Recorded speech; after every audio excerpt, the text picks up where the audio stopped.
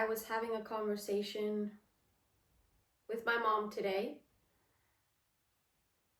She walked in on me as I was in tears, and I didn't want to just cover it up or try to get out of what I was feeling. Instead, I shared with her what I was feeling. And what I was feeling was a sadness and a frustration for the fact that the world is the way it is.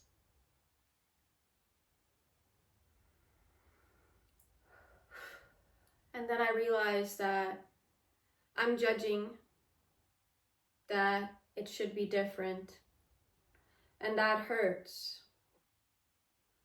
I'm judging it should be different instead of simply trusting that this is what needs to happen now for the great, big awakening and remembrance of unity consciousness and who we really are. This is a necessary part of that. And I choose to have trust and to not doubt the plan, how life is unfolding and what's happening in the world. I choose to not doubt it or fear it. I choose to see that it's a necessary part of the mass awakening that is bound to happen. Because we are all that anyways. We can't not be that. The energy of light and Christ and unity consciousness always wins. There's no question. It already is. It already has won, no matter what. Yet I see a world and I see a planet where actually humanity reflects this consciousness of unity and Christ. I see a humanity, I see advanced human civilization reflecting this truth. I see it and I feel it and I know it in my heart. And I'm not afraid to look upon the world of seeming separation and darkness and hatred and all of that and simply feel this sense of forgive them, Father, for they know not what they do. And then also the deep trusting of the process of this unfolding, everything that needs to happen, and to simply look upon the world from the eyes of unity consciousness, Christ consciousness, and really remember that I'm not here to take sides and join the division game. I'm not here to get off to feeling divided and now us versus them. I am here, however, to anchor deeper into team unity and team Christ consciousness and say that that's what's winning. That's what's winning. All of the other stuff that includes judgments, hatred, pointing fingers, it's not gonna last. It's not powerful. It's not strong. You want to know why? Because it's not anchored in the heart. And the heart is what gives the most energy. The heart is the superpower.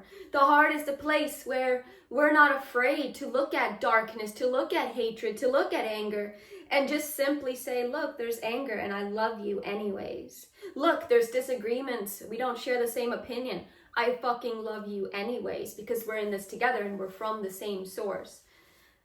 I'm not someone that's going to join the hate team and the team of saying, you're less evolved. No, you're less evolved. I'm more spiritual. Everyone else is asleep. I'm more spiritual. Everyone else is asleep. I'm not joining that bullshit, okay? I also see how I am responsible for the world that I see. So that is why when I feel something like tears welling up or emotions, I'm not going to suppress, numb, run away, or try to pretend I'm just okay, because I'm also okay when I cry. I'm okay when I scream.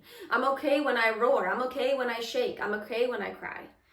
It's important for us all to allow the emotions, the energy and motion to move now so that our bodies and our vessels can be clear, open channels for the powerful, radiant light Christ that is us, that is in our code DNA. This is our natural essence and being is this unity consciousness, it's important for us that we are being fully alive. Instead of numbing ourselves, covering up what we really feel with addictions and drama, unnecessary drama, and judging other people, may we choose to love ourselves every day and to feel what's there, and to also remember to stay devoted in prayer with Jesus' love, with Christ's love, with all that is in Source Creator, okay? May we devote our lives and our time and energy to this more than anything. And may we also know that it's okay to have someone disagree with us. It's okay for us to sit in a room with other people who don't share our opinion or beliefs. It's okay. We don't need to feel like they don't get to exist just because they don't share the same opinion as us. If you think that someone cannot have a different opinion than you, if you think they should be punished if they don't think like you, if you need to fight them versus just feel what they're sharing and that's it, like, then you might be in a dangerous cult. You might have been brainwashed tremendously, because we need to be able to hear people, hear what they feel, but then also know that at the end of the day, we're on the same team. And really look at a human being's actions and how they live and how they talk and how they carry themselves more than you look at their beliefs and what they say. Like, when a man is expressing things, look at how he also chooses to live his life. Is he a good family man? Does he take care of his wife and children? Does he stand up tall and simply share his truth? Or does he, yell and bitch and point fingers and cry and get really emotional when other people don't agree with him? Or does he simply, from a calm, respectful manner, debate and share his opinion, his point of view, his perspective? If someone didn't feel threatened by a man's perspective, they would not feel the need to harm that man. But if they feel threatened, if their identity feels threatened, they would want and enjoy that person being harmed. And when someone feels threat or feels like they need to defend themselves, it's a clear sign that they're identified with a false image of themselves. They have completely forgotten unity consciousness and who they really are. They're in forgetfulness and ignorance of it. And they are deeply identified with a false self. These people are dangerous and very tiring to relate with. Very, very tiring to relate with. However, we got to deal with them, right? It's just the way it is right now. And I myself fall into it too. I'm not saying I'm Miss Perfect over here shining bright. Not at all. Not at all. I'm also in this. I'm not speaking about other people. I'm speaking also about myself, okay? We all identify in different ways and create drama and separation and tiny little wars from that place.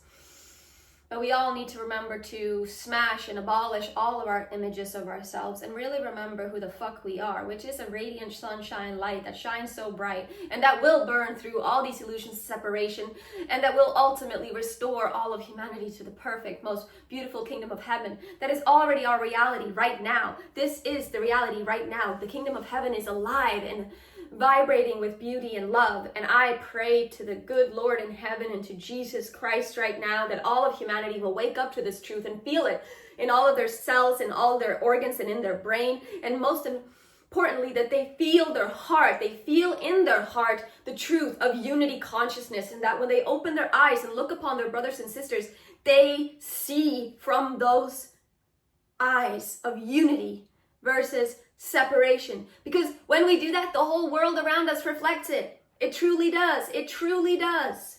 I pray that becomes more important than preserving our false self-images and our opinions and our beliefs.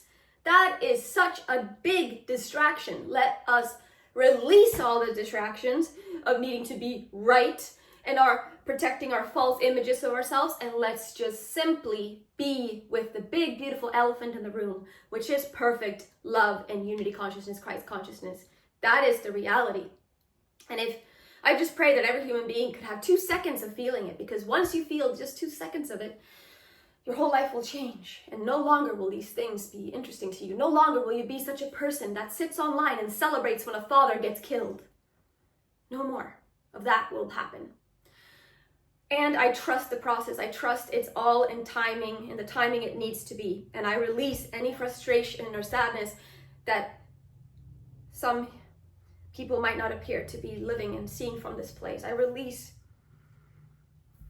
my frustration and lack of trust in the plan, and then in the unfolding. I choose to trust the unfolding, and I choose to anchor even deeper in this place. And I'm not going to fight. I'm not going to be angry with you.